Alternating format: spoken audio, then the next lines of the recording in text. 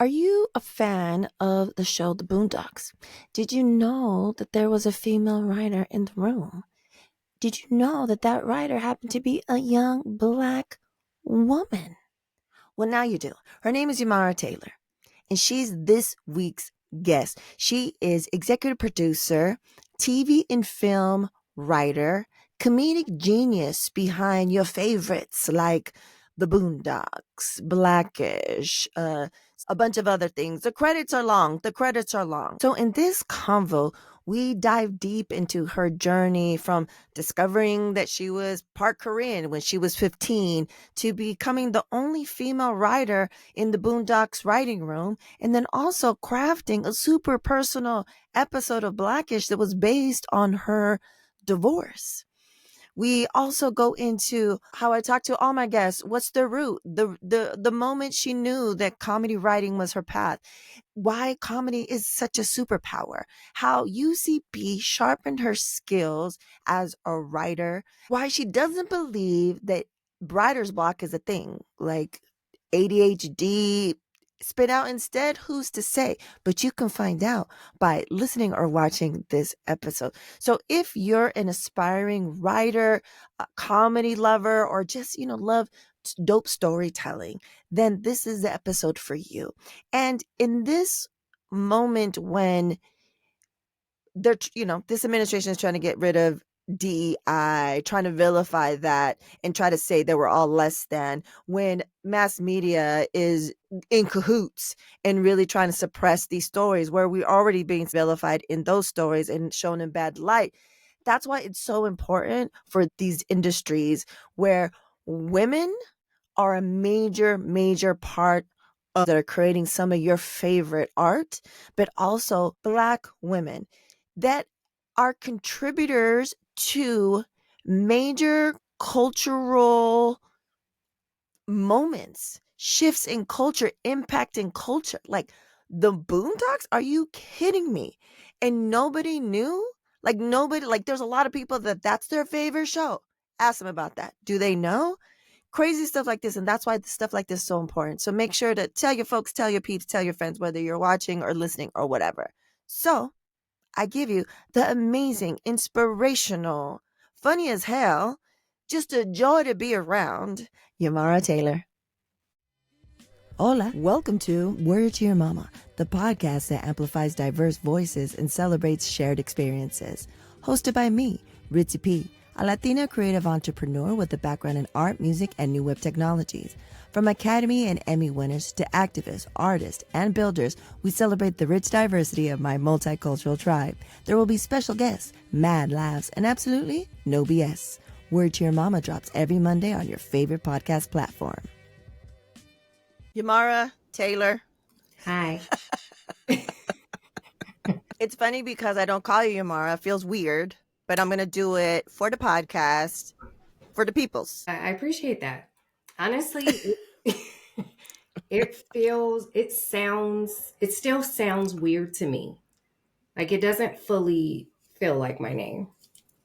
Even when you meet new people, or is it because we're family? Or how does that work? Because I think I'm just princess. Like I think, you know what I mean? And I think Yamara is like this like also me, but it doesn't feel as lived in. You know what I mean? It's not complete yet. Yeah. No, I hear you. Yeah. Well, thank you for being here, Yamara. Thank you. Let's start it off with when you meet someone at a party. What is your answer when people ask, what do you do? I'm a comedy writer. Nice. Yeah. I like to say that. It's fun to get to say that. Is it because it really kind of initiates conversation? No, because what a fun thing to do. Right? It's two things I love, and I get to say two words, comedy and writer. And it just sounds like a joke job. Like, what? Like, I don't know. The people that like makeup lipstick names. Like it feels Right. like it sounds like that to me. Like, okay, that's not a real job. Move along, lady. It's just fun. But even like living in LA and going to like an industry party and you saying comedy writer, is that still like still I'm kind of like always a out outright. like an outlier, like kind of like it's still kind of niche, even like in a industry town or No, no, no. I just am. I'm just always. It would be like if somebody was like, "What do you do?" and I was like, "I snuggle puppies." So I can't wait to tell you what I do. I because like most people say writer and but yeah, you specifically say comedy writer. a comedy writer. Mm-hmm. Mm-hmm. Got it. Okay, so let's take it back. Okay. Where were you born? Where were you raised? And where are you people from? Oh, oh, Marissa. Oh, Ritzy. You know how complicated that is. Um, where where was I born? I was born early in Phoenix, Arizona, Mm, but I was immediately brought back to LA because that's where our family is from. mm-hmm. My mom is originally from Korea. She was adopted out of the Korean War, and she was adopted by a black couple, my grandparents, who were very fucking cool. They were like distinguished black people. they they wore suits, you know, like just looked good because um so she was adopted by them, raised in Boston, and then came to LA in 68. And then my dad is, I think everybody, his family got their start in Phoenix. Uh, Mm, and then they moved out here so my grandfather could take the church out here, Church of God in Christ, from Arizona to California. So they moved out here some time ago, 40s maybe, I don't know. so Korean black, Korean black, Blasian, if you will. Blasian cutie doll. That was my AIM account way back when they had the CDs and shit. Was Mhm. Blasian cutie? It was Blasian, Blasian cutie doll. I figured out my mom was Korean, and you could not fucking stop me. No one was more excited to be interesting. I was geeked. I was like, oh, finally something. What? When did you figure that out? How old are you, or I what was like grade? 15.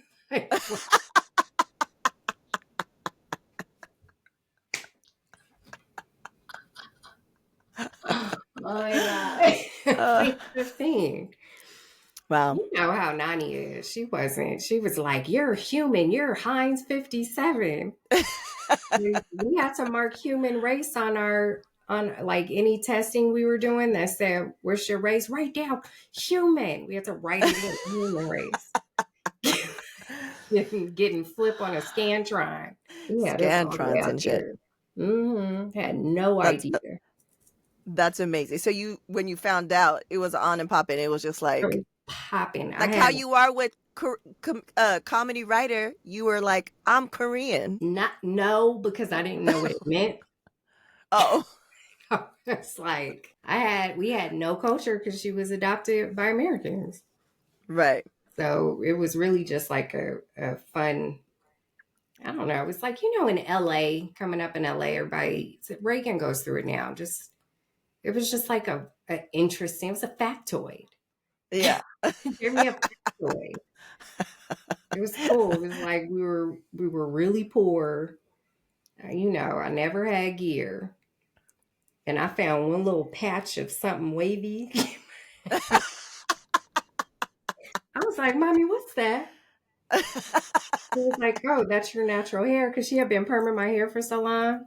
I was like, shit. I was like, I was, but all the rest of my night was dry. You know, she used to comb my hair with. She was Korean. She would comb my hair. She Right. didn't know she was combing my hair with just like a dry comb, just a dry and some grease. It was So awful. you found a So wave. Was I that the found a same little time? lady. You found a wave and then you found out you were That's what started Korean? the conversation. I was like, yo, what's that? Oh. Why my hair doing that? She was like, oh. And I was like, am I mixed? She was like, yes. Why, I was like, yes. oh. And nothing was different. It just was like a cool fact. It was just a factoid. That's hilarious. I didn't I know didn't that have you didn't that know till like, you were what do you watch 15. news? Huh? I didn't know that you didn't know till you were 15. That's fascinating. No, she wouldn't. No. I mean, she'd probably talk about it. I think I didn't have, as I've learned and experienced now, I think my processing wasn't that great. So, there were hints everywhere. We were talking about stuff constantly. But I just didn't put it together, I think, until I saw the wave. And I was like, because, you know, I'm also browner than everybody in the family. I'm like, you know what I mean? And it Yeah. just was like an interesting thing. It was like the thing, you know, you hear somebody say something over and over again, but it's not until it seems relevant. And I think part of it was because of the LA riots. That's what it was. She couldn't Mm. leave the house. Mommy and mommy could not leave the house, bro. So Ah, that took right. explaining. So it was That's pieced together a crazy. little bit. Some waves, some curls, Waves or and the riots. riots. That's how Amazing. my culture started. And then Blasian cutie. Blasian What? cutie doll. QT doll. And then Mara cutie doll. Hilarious. Mine Mm-hmm. was Raja Raja 1. Ooh, I don't even know. that just Raja sounds cool. Raja. Raja Raja. Yeah, it's hilarious. Okay, so what was your root? Like that memory where you realize your earliest memory where you realize I want to be a writer. I want to be a comedy writer. I didn't have that because, well, okay, I did have it. I had it in my TV writing class in film school at UCLA because my professor was a writer. He had written on Get Smart. I don't remember his name. Hmm. But every single story he told was about the business, and it always ended in some kind of brilliant summation. It was like, and then that guy was Frank Sinatra. It was just like, whoa, you know, he's Yeah. telling about how, and I telling about how he went to a restaurant, and that restaurant was the Queen Mary. It just was like, what? Like, I don't know. And so, but I had wanted to do costume design, Mm. and just was at UCLA Film School, quite frankly, because I had applied to the wrong school for costume design and winged it in the interview. They were like, "This is the wrong school," and I was like, "See that?" They're like, "What would you study if you what would you do?" And I was like, "I would write," and I was already a good writer, Mm. so I liked writing trippy stuff, just like, you know, she fucked with your head, bro. She's like, what? But like, it's the past, man. You know, Yeah. magical realism. Um, so anyway, in this class, I don't know, I probably asked, knowing me, but I was like, how much do TV writers make? And he said a couple $100,000. And I was like, well, I would like to make that much money. So just, I was like, I'll do this. So that's how I came. It was, and then I liked it. And then I think my love for it has grown just the more stuff I learned how to do. Right. You know what I mean? Like comedy, being funny is a superpower, I think. Yeah. It's just it's so much fun. But it's not, it's really like to it's you're so vulnerable. Mm, You have to be willing to risk looking ridiculous. right. And if it works and you do it well, so if you look ridiculous very well, people are very happy. So it's like I don't know, like, and I feel like it's like a skill set that people that also don't realize that you can work on, which is satisfying. Like, oh, Oh. you can get funnier. But do you initially have to be funny? Like you can't, like, you know. I personally think anybody can be funny. I think that it's all in your perspective. And Mm, I think that, everybody has their recipe, everybody has their comedic voice. I feel like everyone has a comedic voice, even people, somebody, you funny to somebody. I'm like, look around your family. Who's always laughing? You're funny to right. somebody. Right. Just hone in on when those laughs start. You know what I mean? Right. If you want to. So you know how you were saying that it's a skill and like a superpower and you have to be vulnerable. So that made me think of, even though we knew each other, but I don't think I knew what was happening in your life until after the fact. But you were part of UCB, right? Mhm. So tell the folks a little bit, like just people that have no idea what that means in the whole scheme of everything. And then did you go as a writer or did you go to do improv or both, or how does that work? Because we've never had a discussion about it. I just was like, oh, she's part of it, but it never made sense. I don't think I ever went to a showcase or anything like that. Well, UCB stands for the Upright Citizens Brigade Theater. It started in New York. They opened one in LA. And I found it through my classmate at UCLA, Ryan Perez. And he was just the funniest motherfucker in my film class. And anything he did made me laugh.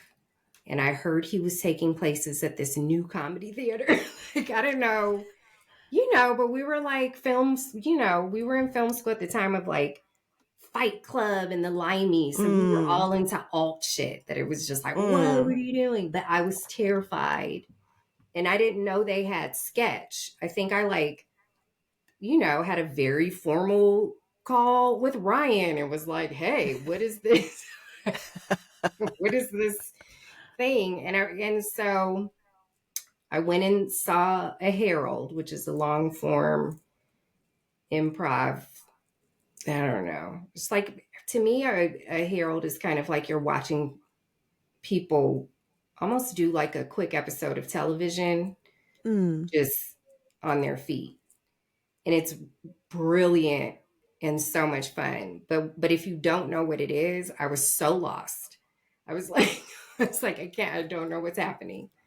Um, but Ryan was like, you could take sketch classes, and I was like, okay, I'm gonna start there. And I, in the back of my head, really wanted to do improv, but I was like terrified and had stage fright, and I was super shy as a kid. I had finagled my way into a job at the Boondocks. And so this was like a couple, maybe season two, end of season two or something, that I discovered UCB and started taking these sketch comedy classes.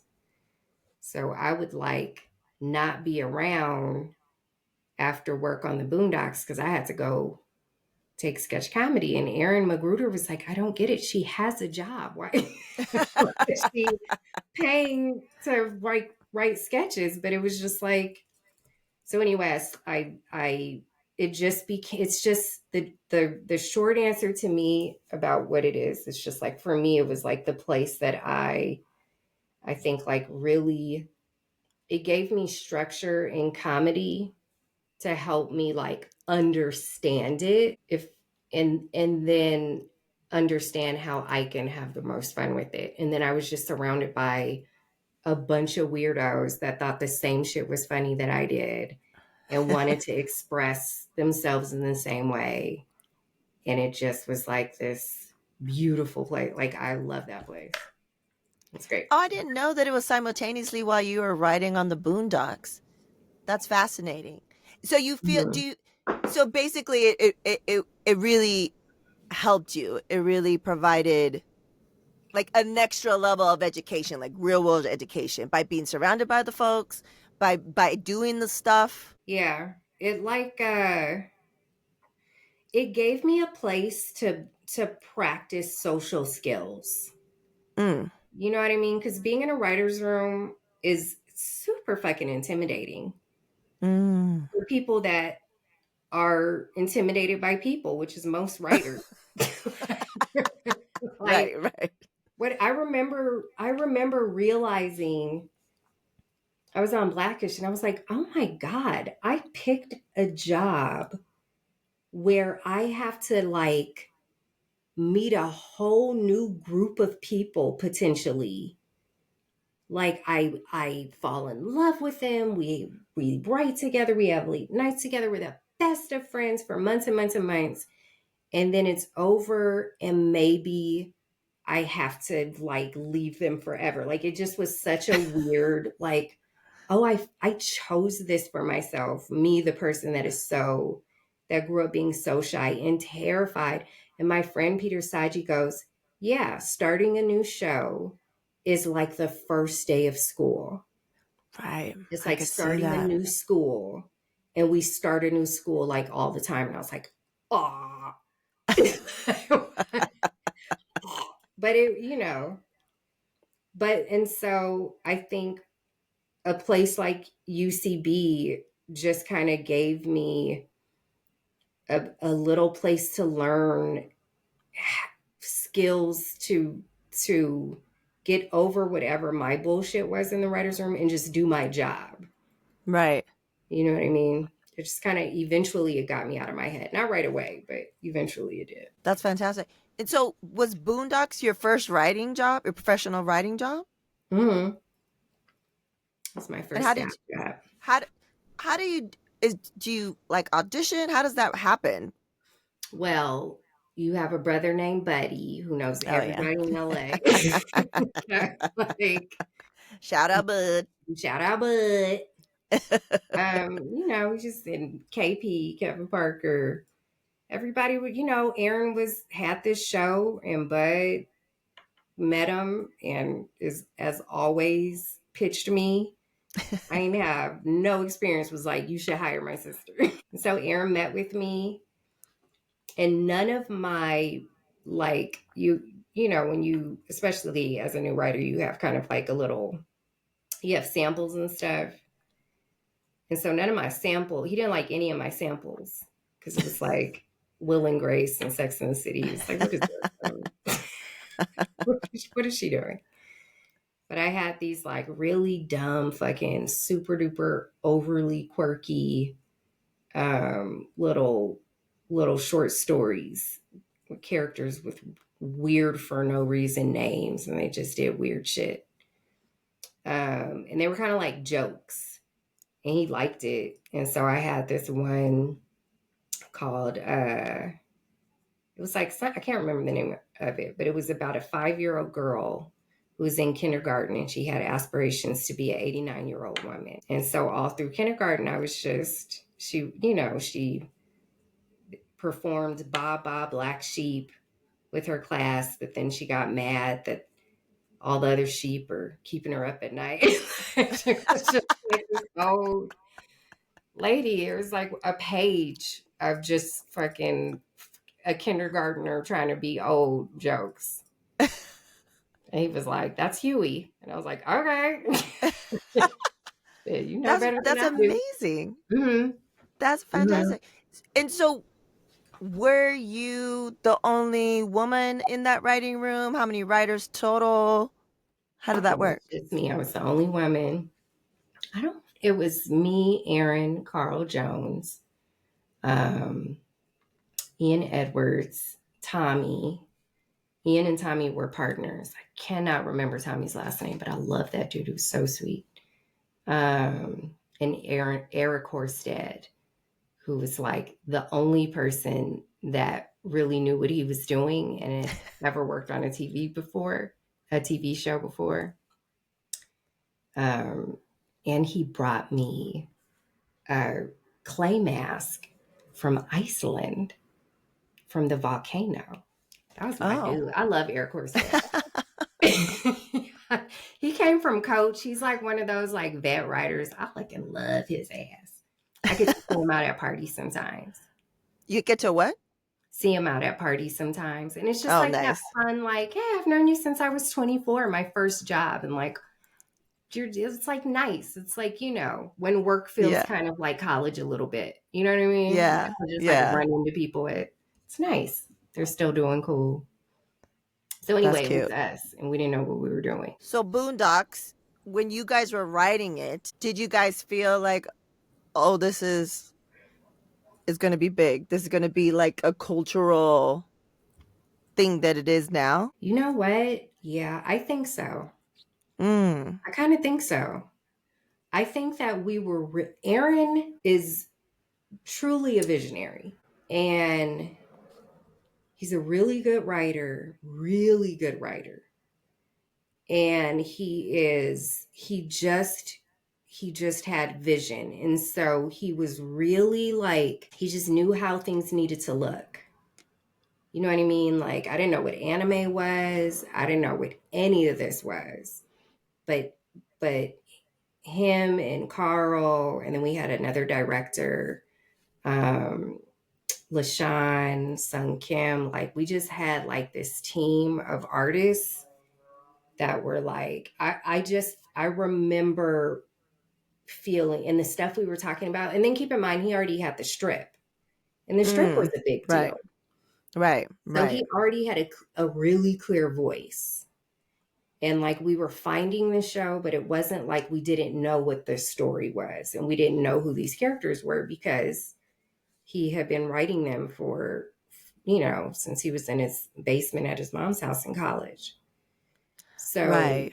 and he just was really clear on his vision. He was just Yeah. like, no, I know. He just was confident about. And then there was like, I think it was like the first person. I'm trying to think if there's people since then that were very like, and I think it's where I get it from now. Just he just would stamp like that's funny. That's dope. You know what I mean? Like it just was Yeah. like, Yeah. oh, yeah. And then I learned so much politically. Like I learned about, because it's Aaron. He just was constantly, the strip was topical. So I was just like constantly, I remember being on the Drudge Report. We had like our series of news sites that we would go to just see what was happening that we could write the strip about. Right. So no, that shit felt like it was going to be dope. It was like, From jump. like it felt like Sam Jackson's voice coming out of a character that looks like George W. Bush that's based on Donald Rumsfeld. Like, yeah, this is gonna hit, and not Right. not like we just like it was fun and funny. It was like the stuff that we were really excited about. And so it felt more like, not like, oh, this is going to be a cultural thing that's going to be on TikTok one day, but just more like, I can't wait for people to see this.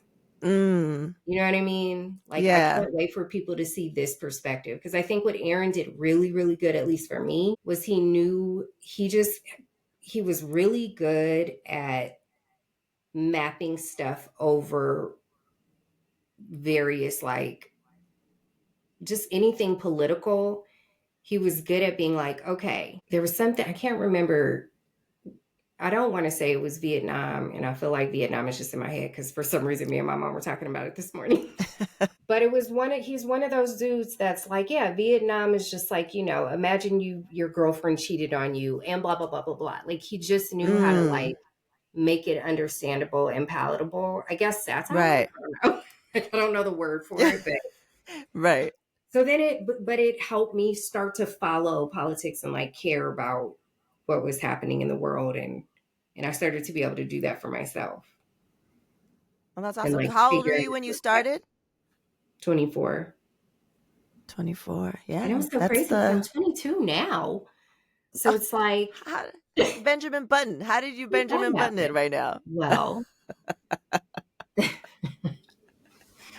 my email's So, granted.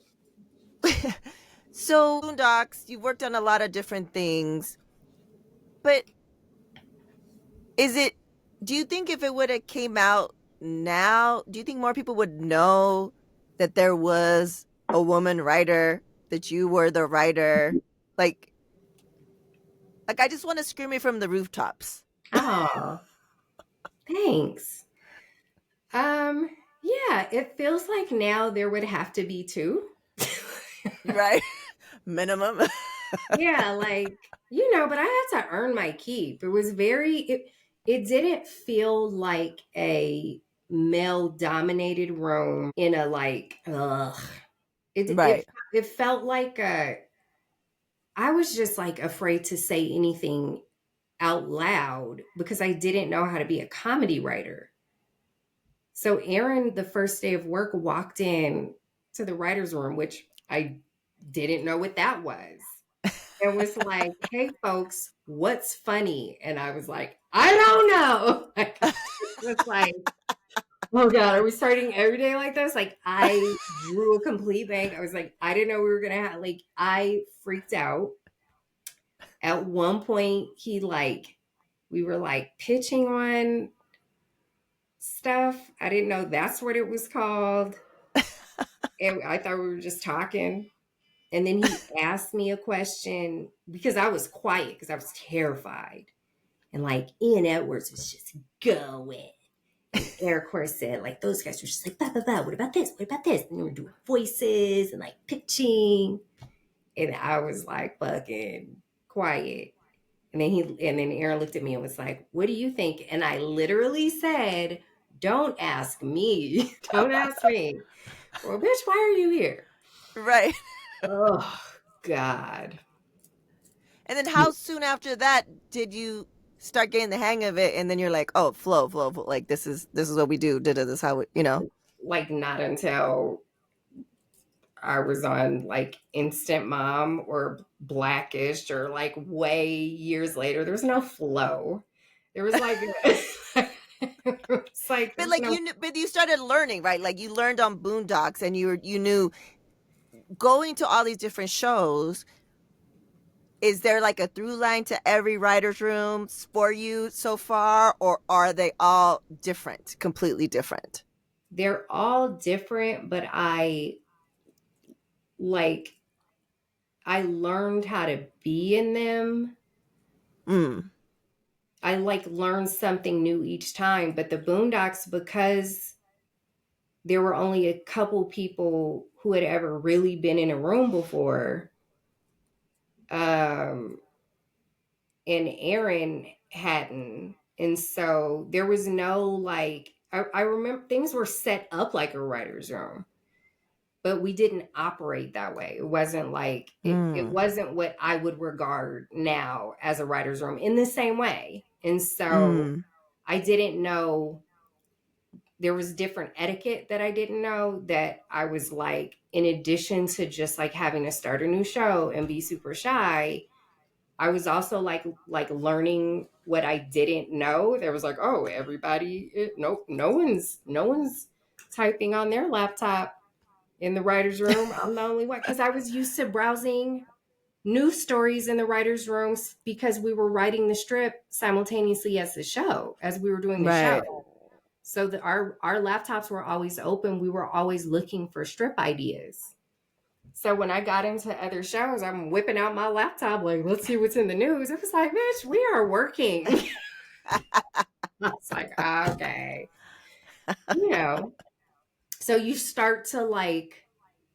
do start to learn that there's like a general thing that happens in every room, Right. and then hopefully you're in enough rooms and you are hopefully the kind of person that that knows there's a general gist of how it's going to go, and you leave space for every showrunner and every show to run differently. But you could kind of get in where you fit in. Right. And then you can like assess, right? Do like Yeah. recon, like, oh, this is how this one's gonna work. Okay, got it. But Oh, okay. let So me they do my don't do thing. red To the... lines here. They do Twizzler. Good to know. Right, right, right. Okay. Okay. Oh, Pop Tarts. Oh, but from Trader Joe's, not name brand. Got it. Yeah. Right. That kind of assessment. That's crazy. How many years or how long did you work on Boondocks to get that, like, boot camp initial training? How long was that run? I was on there for about 4 years, but it was 2 seasons, a little bit in season 3, but season 3 didn't work. They were like in a different office, and I had Reagan, and it was a whole, Mm, it was not my favorite, and I missed everybody. So, but I was also like we were in the studio recording. Like it was I'm really blessed because it was like I had to do a little bit of everything, and so right, I learned animation in a way that I think on another show run by someone else I wouldn't have learned, because I would have just been sent home and it would be like, okay. But right. me, Aaron, and Carl we were together constantly. It was just like a little, and then I have brothers, so it was just like, oh, more like it was like brothers, like Yeah. anywhere.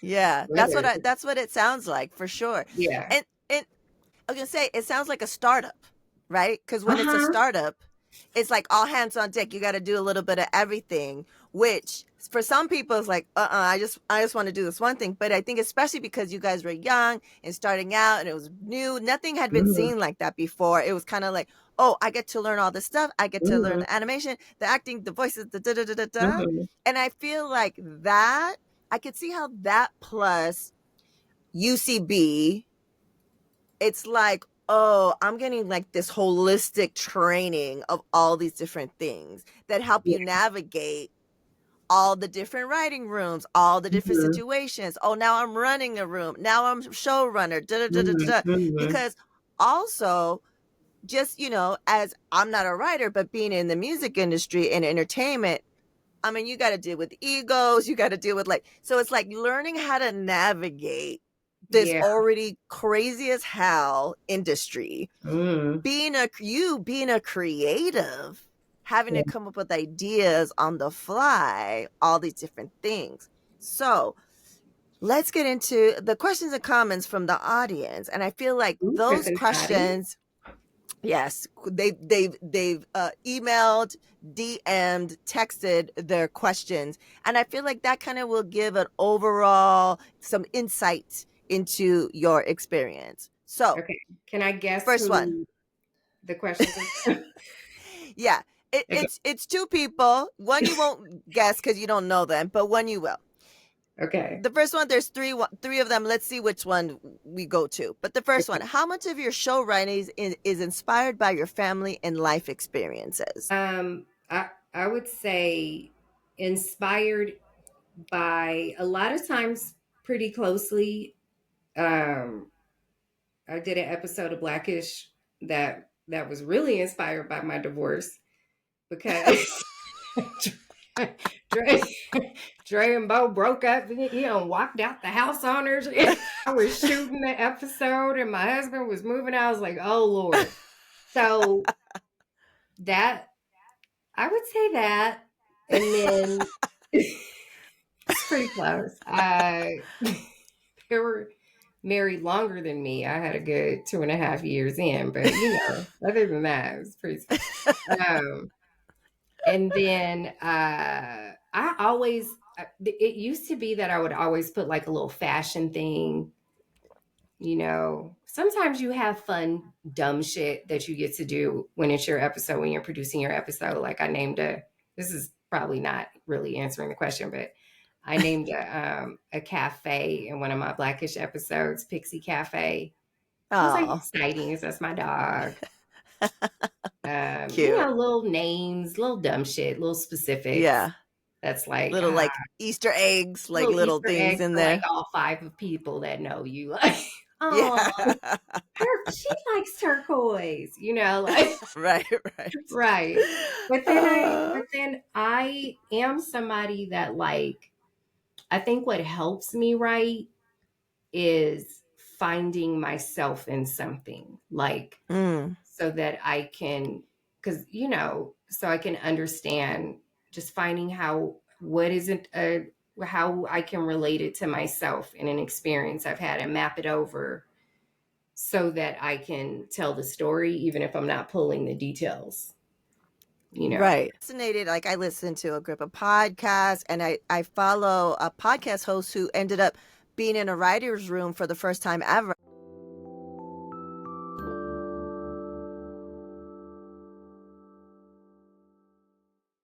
Would you like to be part of a mission of teaching meditation to 1 million children?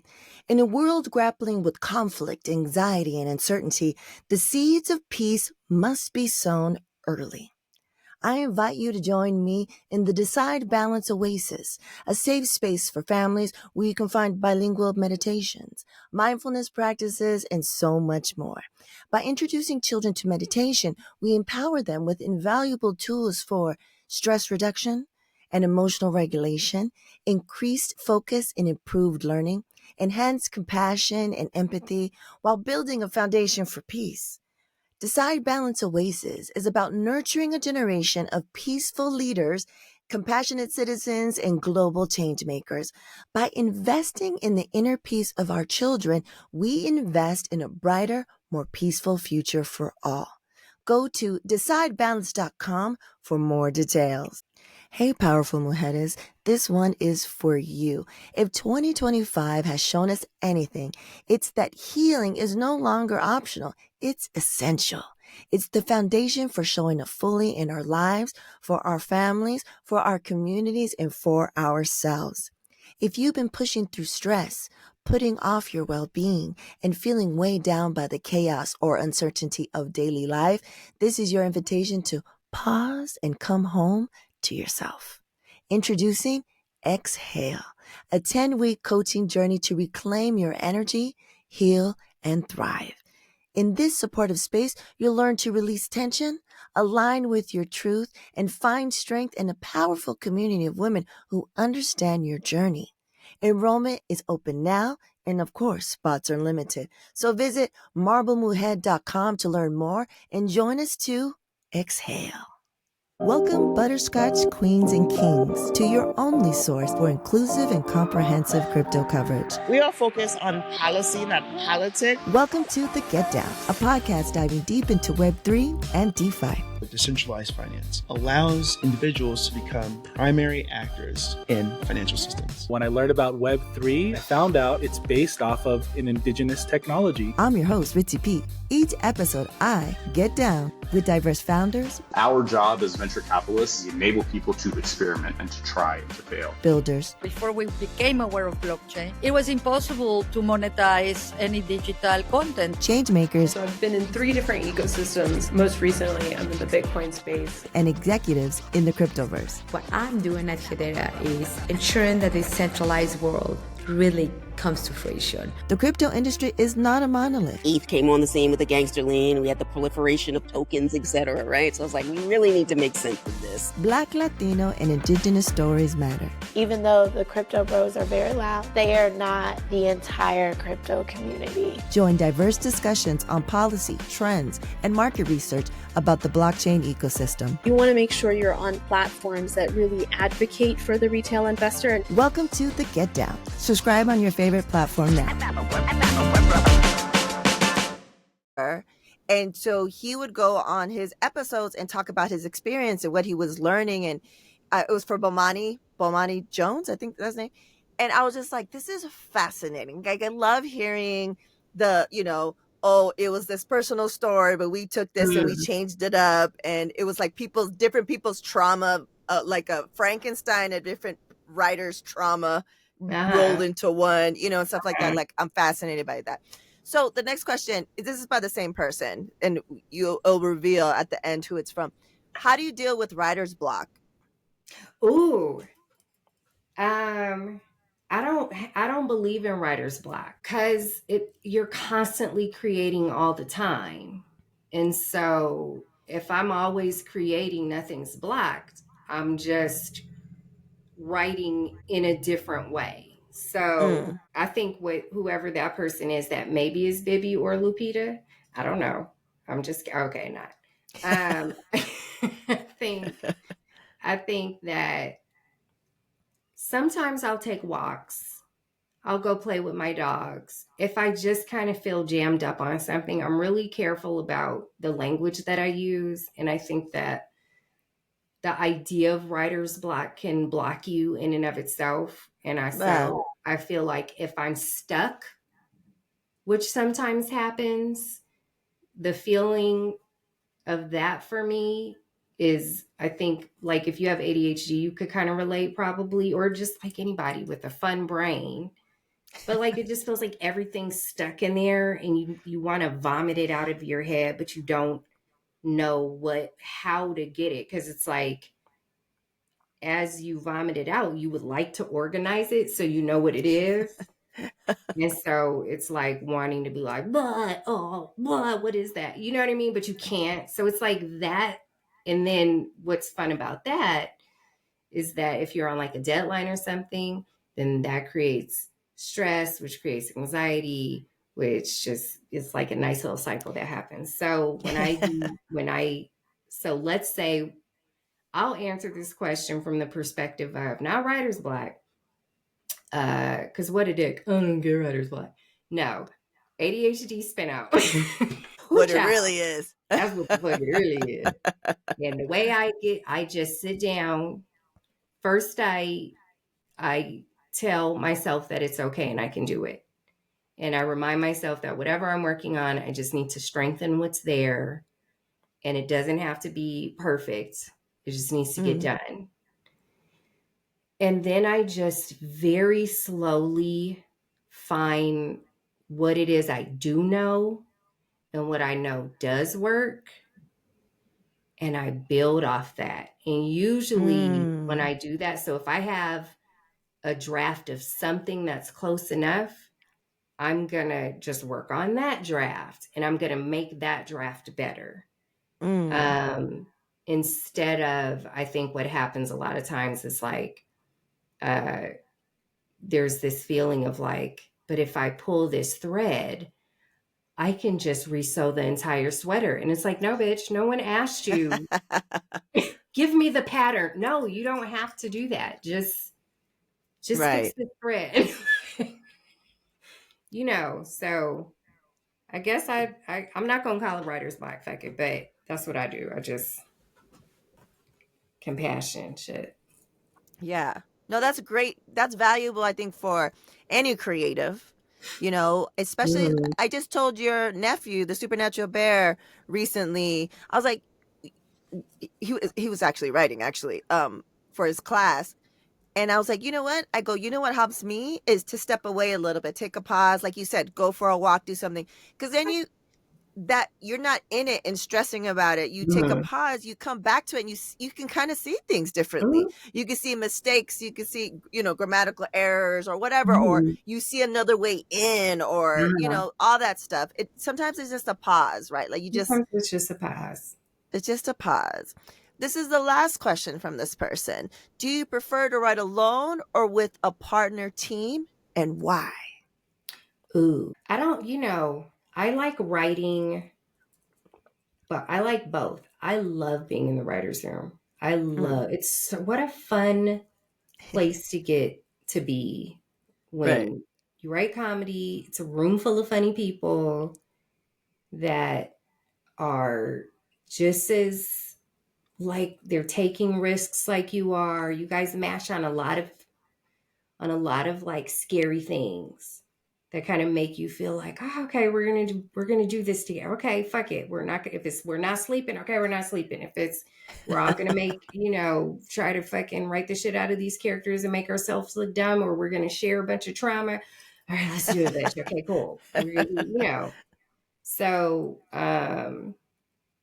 in that case, I love writing with people. I think when it's my thing, I like dictating as someone writes, but I like because it lets it's like my brain is not, I don't like writing by myself a lot of the time because the word processing gets in the way of my creativity. And so, all of a sudden every word needs to be bold. You know what I mean? Like, what's up with these margins? Like, bitch, if you don't just get on right. Trying Just new use distraction. things out, like alliteration within it. It's just I didn't erase, delete. Like, it just, the word processing gets in the way of my creativity. And I have found that, like in a writer's room, when I have been at a stage of planning or outlining or breaking story, whatever I'm doing that's not in the script, when I've been at that stage too long, even if I don't have what I always think I'm going to end that stage with, which is a grand, beautiful plan and a board that makes it all make sense to somebody, I always think I'm going to have that. And I don't, because I get tired of the planning and I hit this wall and then I have to start just writing it and getting in the draft. But at that point, my brain just wants to go, and I kind of like trust. And it's a lesson I learn with every new thing I turn in. That's like, I kind of trust that everything, all my planning, every draft of this I've written in the past, or every whatever it is, it'll all kind of come together. And that when I'm in the draft dictating and I have a dear friend or a writer's assistant or whoever will fucking type for me, that's when like what it ends up being starts to come out. And then that part is fun. And I really think it's just dopamine. I honestly think my whole writing process is chasing fucking dopamine. So I love being in a draft. I love being in a script, and I love pitching, and I love doing characters. Like, I'll just like, I love it. I love it. I love it. And then, I don't know. So both, I guess, is the answer. And then if I have to write on my own, like, I want to be kind of left alone. But then if somebody's like, you want me to type for you? I'm like, hell yeah. Cause then I get to hang out with somebody. And I get instant feedback of someone just being like, that works. So I kind of don't. Yeah, it's helpful. I'm constantly like, is that funny? Is that okay? Was that good? And or and is that the or the? Is that funny? Like, I'll just call out in the house, like, Reagan, was that funny? And she's like, I don't know. I didn't hear it. All right. Like, constant validation, like, please. And then if somebody's like, well, I'm like, shut up, it was funny. And you don't know shit. Yeah, that shit was hilarious. So do you know who those 3 questions were from? Did you guess? One is from Raka. They're all from Raka. Really? Yes, they're all. He gave me 3, and it's Raka. When we're talking about Raka Taylor, creative extraordinaire, member of Dilated Peoples, and one of your big brothers. My big brother. Oh, good questions. Those were good questions. Yeah, he's gonna come through. Oh my God. The final question before we get into the final segment is, you don't know this person. When does she see the entertainment industry recovering, getting back to normal, especially for those of us that are trying to break into the scene and are trying to sell a script? This is from the amazing, talented Sean Serrano, actor, writer. Ooh, hi, Sean. Sean, yeah, she's fantastic. Oh, wonderful. Well, Sean, here's my perspective. Ask the question again. When does she see the entertainment industry recovering, getting back to normal, especially for those of us trying to break into the scene? She was saying when we were talking about it, it was on Sunday or Saturday, we were writing postcards. We're called postcard biatches. We're writing postcards for swing states. And I was telling her that you were going to be on if she had any questions. So she said, basically, because she was saying, as a writer and actor, shit is shit, and the industry hasn't really recovered. So she wanted to see, is there a timeline? She's like, does she think it's next year, if at all, if it's like towards the end of the year? Like, what is her feeling on the situation of the realities of the entertainment industry?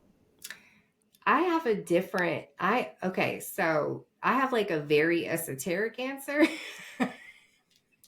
where it's like, what is the industry? How do you define entertainment? You know what I mean? It's all your reality. Like I have that answer, and then I have, I think the practical answer is that my understanding is that buyers are buying slowly, things are opening up again. They're spending less money. They're making less things. In my opinion, it's just kind of doing what it was kind of supposed to be doing before instead of the streaming wars. It's just like, I think that we're kind of correcting unhealthy patterns. So I think that everything that is happening is the new normal. Because that's what's happening. Right. You know what I mean? There's no going back. It's just now we're in a business where, they want to develop less. They want to take less risks. They like IPs. Right. I think that everyone's being cautious. And I think that and maybe this is just like, I tend to be overly optimistic in ways that some people in my life think that wasn't like, the best idea or whatever. But I'm always going to bet on myself. And my opinion is always just like, oh, I'm just going to be the last one standing then. I kind of thrive when things seem shaky. Seem dire. You're just like, oh, this is my time to shine. Oh no, bitch, anything can happen. Like, it's my world. Come on, motherfucker. Right. And I am learning that it doesn't always have to be a crisis or chaos for shit to be cool. So I would say whatever you're doing, please keep doing it. And the esoteric part of this is I really just believe we create our own reality based on how we perceive the world. That's how we perceive that the world perceives us. And so whatever it is that you want to do in this business, do that. Mm-hmm. It's going to look how it looks, right? Whatever opportunity comes along, it's not going to look how it used to look 10 years ago. Every writer I know has been in the writer's room with some vet ass writer that remembers when everyone was rich and no one was poor. And you're like, okay, well, what is it now? Oh, I would hate to be there now because everyone's poor and no one's rich. And you're just like, fuck. So, for me, it was Eric Horsted on the Boondocks. He was like, he started off on coach. He worked his way up from like PA or some shit. He paid his house off 4 times over. Wow. Because money was growing everywhere and everyone and it was crazy. And it was like everyone was getting deals because of The Simpsons. And so that time is done. Right.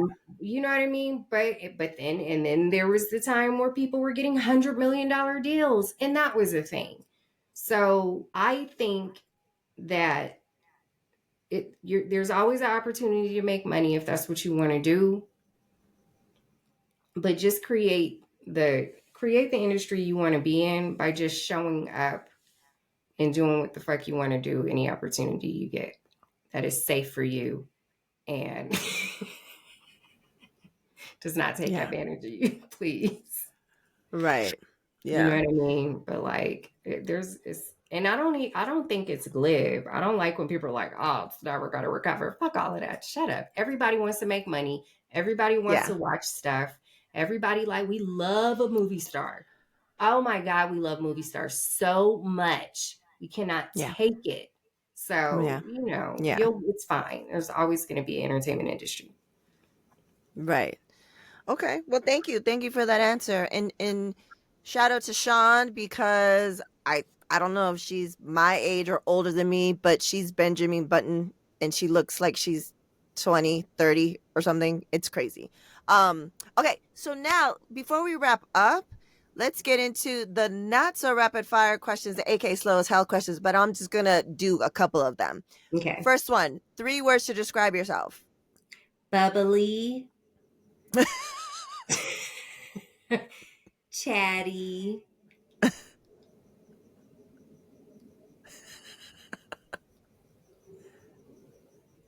Loves dogs.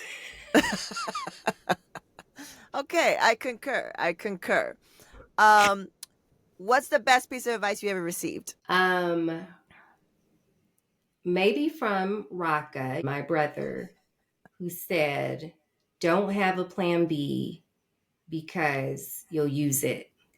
And that really worked out for me. It's like, he told me that at the beginning of my career. He was like, if you have a plan B, you'll use it. And so times was rough. My friends was like, girl, you should go get a temp job. When everybody was getting temp jobs, I was like, no, bitch, I believe in myself. If I have a plan B, I'm going to use it. So I lived with my mom. Got an EBT cord. And you did that shit. You did. You're amazing. You're fantastic. You're an inspiration. And that's why I'm super excited that you're on here so that people can see you and hear your story. Part of it, I mean, we could really talk for mad hours because there's so much more and so many levels. But, I have amazing folks on here that are part of my tribe, that are part of my, my chosen family. And a group of them are women. And a group of them are women of color. And I don't want to just ask the same old questions that you would be asked if you're on some other show, like being a mom, which is all part of it, right? But it's like, I just feel you are a leader and a veteran in this industry, and you happen to be a woman, and you happen to be a mom, and you killed it. Thank you. I feel like it's been amazing to watch you navigate life and career as a creative in this fucking town, in this industry. So I just wanted to give you your props. And before I ask you the last 2 questions, I was remembering the other day, because your brother and I have been together for a long ass fucking time, but we never really, like, there was a division of family. Like, I never really got close to you guys, right? Like, until recently, well, not recently, but you know what I'm saying, later in the life. And I didn't like it was 6 months ago. I know. Until but you saw me at one of my lowest lows.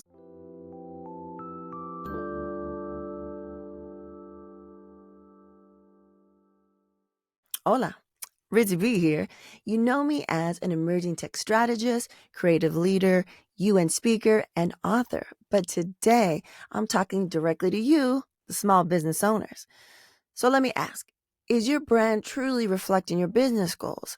Are you standing out from the competition? If not, then I give you the brand identity audit. It's a tailored solution that I created to help small businesses like yours refine their messaging, offerings, systems, and strategy for real growth.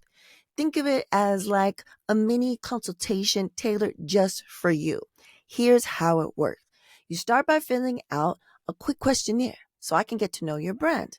Next, we'll hop on a 30-minute clarity meeting to dig into your goals and challenges.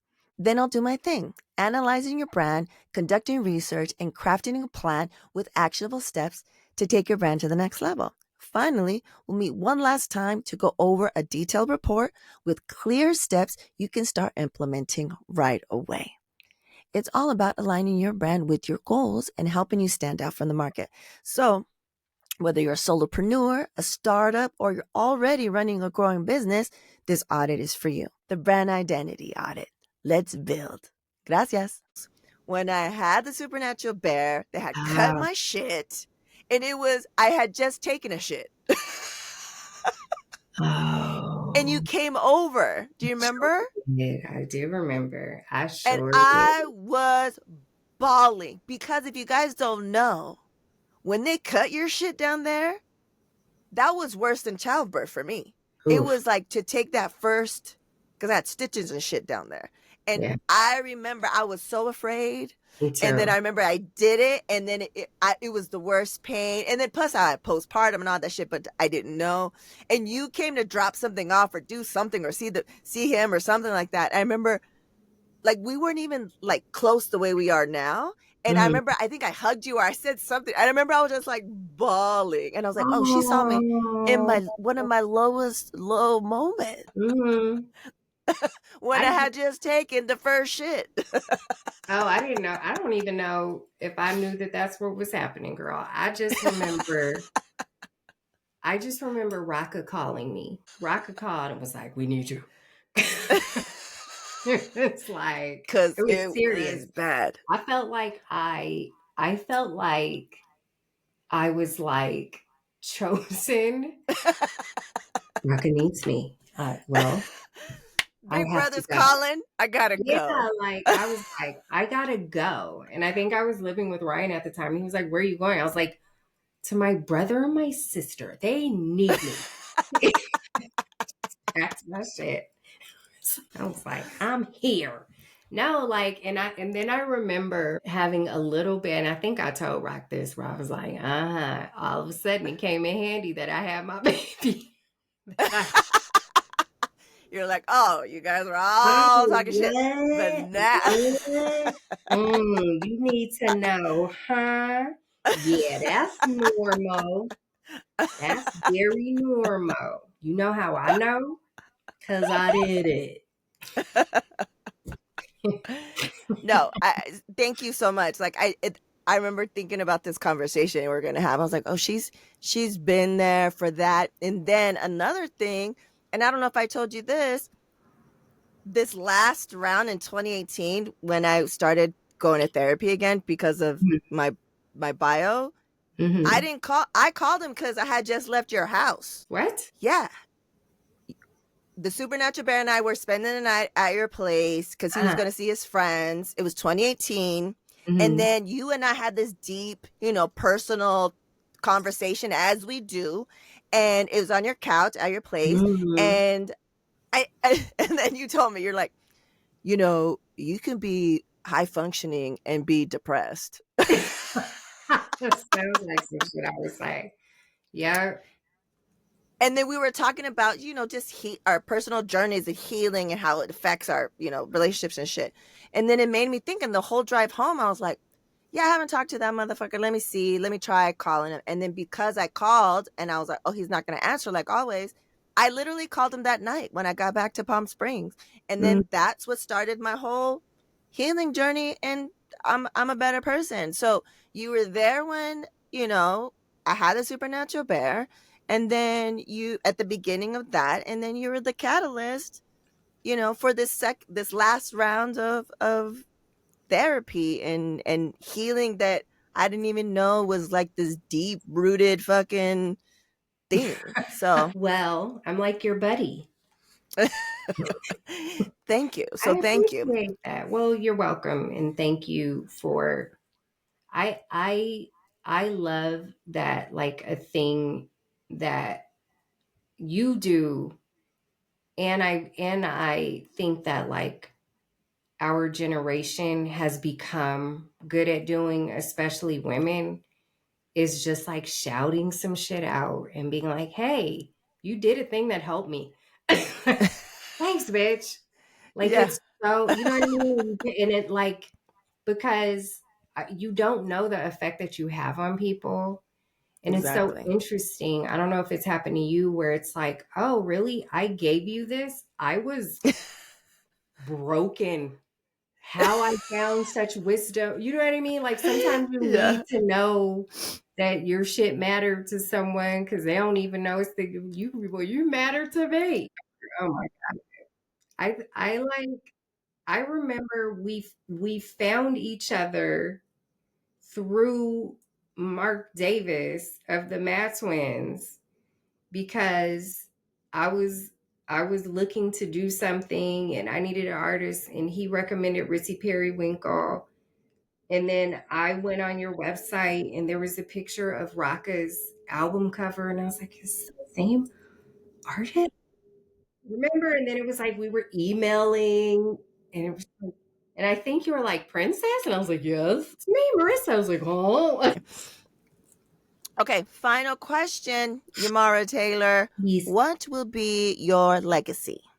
Oh, my legacy. Ooh, that's heavy. I don't know. I hope that it is my legacy.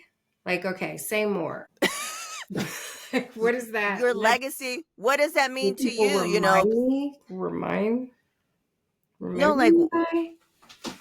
yeah, or what your interpretation of what legacy is, because everyone has different ones. Some people have been like, well, I won't have a legacy because I don't have kids. And I was like, that's not true. Your legacy is the impact, how you made people feel, the people remember you by, blah, blah, blah. Via your art, via your contributions to your immediate family, to the masses with your art. I mean, it could be anything. What immediately comes to mind without thinking too hard about that? I think I would be happy if my legacy is that I was a really good mom and auntie because the kids in our family really fucking matter to me. Yeah. And so if they're delighted by me when I'm gone and they have mostly funny things to say, like I have like long-term bits planned. Like I hope those like I hope things get paid off in my death where they're like, oh, she was great. You know, like if I could just like pull off. There was one I just decided to do recently where I was like one of them, I hope they never hear this, but I have to say it. I don't know. Let's just say there's something in our family that I pretend to be very uptight about. I don't give a shit. I just want the kids to think I do. This is one of the long game ones. This will be revealed on your deathbed or when you pass, at your home going. I mean, I just want the feeling. I want there to be something that they think I don't play about. Like, oh, you know, she don't play about her, you know, blah, blah, blah. And so I don't want to say what it is. Right, of course. Yeah. It's one of my life's greatest pleasures. Is just really leaning into this and being like, oh, it matters. Are you going to have like your lawyer draw up? Are you going to record a video so they can play it at your funeral and be like, hey guys, remember you thought that I could give a fuck? No, I don't know. I don't know. I don't know what that moment is. Like, I think the moment is not for them. Like, I have a fantasy it's just for you. Of Woofy like bringing someone home for the holidays and being like, don't touch my auntie's blankety blank. Like whispering that to this person he loves and that person taking it very seriously. And then I'm like around the corner like, but I come out and I'm like, I know you're not touching my I don't know who it's for. It's for you. It's just for you. You want to see that whisper moment happen in the look of like stress and anxiety, and you just be like, yes, success. Like, I'm gonna Success. leave them all to some. Like, I want it fought over in the will. Like, oh, I just want so much emphasis to be put. So that's one legacy. Is just like, I think it's like in my, like, just their appreciation, the kids appreciating my comedy and like being like, oh, she was so funny. Like, man, she was really funny. No, she was really funny. Remember? And then just, I would love that. And I want Ray to feel like she had a good mom. And then, creatively, I think I want somebody to know I did something and to think it was cool. Like, it would be dope to me if, at some point in my life, there was just like a little crew of people that just bonded over some shit I did. That, like, just like, I mean, so many people are bonding over Boondocks, and that's sweet. But like, just like I don't know, like a little niche. I don't know. I appreciate that. I got your son, my you made his nephew.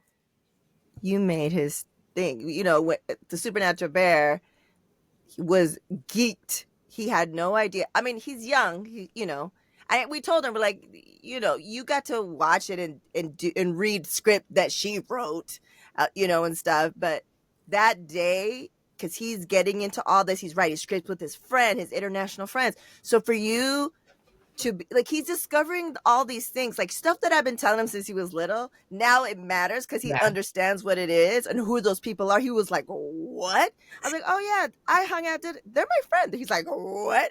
So for you to be one of his favorite aunties, to be a writer on that all his friends, because his friends are older and they have memes and stuff of that. So that's how he's learning. He was like, what? And then you break out scripts. So just the nerdiest thing. And then just hear some scripts. Oh, you like the Boondocks, eh? Here's some scripts.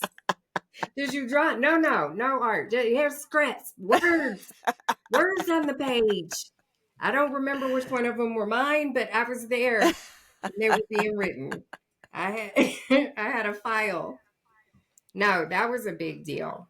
Because I also feel like Ray takes me for granted. She doesn't. They always take the moms for granted. Later on, she'll be like, oh, she knows you're dope. I think it's too close. The parents get it. I literally say to the kids in our family, are you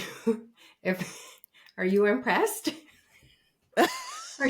If I do something and I think that they liked it, I go, are you impressed? Did you like that? I just want them to know how much I love them and how much their approval means to me. Yeah. No, we have a beautiful, beautiful family.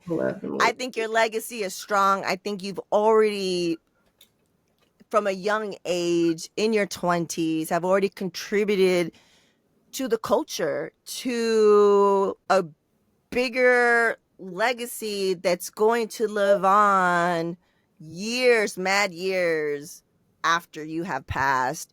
You are instilling by your actions, showing your daughter, showing your nieces and nephews, showing family members the work that you're doing, the actions, the healing. For me, it's a physical, I've told you this before, and without getting too personal, there's just there's like a different vibe just being around you and being in your home, and it's a safe space, and you're like the new matriarch. I see you as a new matriarch, the center, the nucleus of the family. So the legacy is strong. So before we leave, I just want to say muchísimas gracias for taking the time for being with me, having this conversation, and let the folks know if you want to share, if you're working on something, or how they can contact you, find you, and follow you, because morning people need to understand who the fuck you are and what the fuck you do. Please follow me on Instagram. I only have like 1,900. Let me see where my number is. Let's get those numbers up. Let's get those numbers up. Okay, let's see. 1,824. 1,800. I was overshooting by a lot. 1,824. We grew up in the days of the telethon, so I'll just say follow at Yamara Taylor now. Help us out. Tell your friends. Just follow. Hit that follow button. I don't know. I'm just working on stuff that makes me laugh, and so hopefully people will see it soon. They will see it soon, and I guess I'll be able to talk about it then. Amazing. And go on Instagram, and somebody teach me how to do TikTok. Somebody teach me how to do Instagram. You're gonna be on way more. I have a feeling, and it's on and popping. It's fantastic. It's on and popping. So all right. Thank you so much. Thank you. Thanks for having me. I love you. This is great. Love you. Yay. Word to Your Mama is owned and produced by Ritzy P. Intro beat produced by Nico Beats. For partnership inquiries and contact info, check out wordtoyourmama.com. And as always, Word to Your Mama is brought to you by ritzyperiwinkle.com.